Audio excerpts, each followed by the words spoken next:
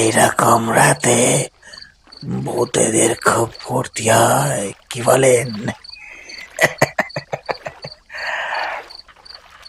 আচ্ছা, আপনি যখন একা দরজা হাতে বেড়াচ্ছিলেন, তখন যদি কোনো ভূতের সাথে দেখা হতো, আপনি কি করতেন বলুন তো?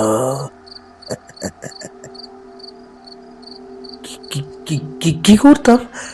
বোধহয় ভয়ে হার্ট ফেল হয়ে মরে যেতাম।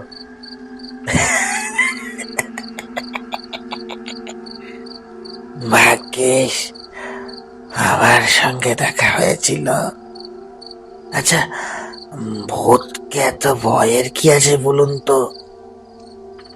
একটা লোক মারা গেছে, এছাড়া তো আর কিছু নয়।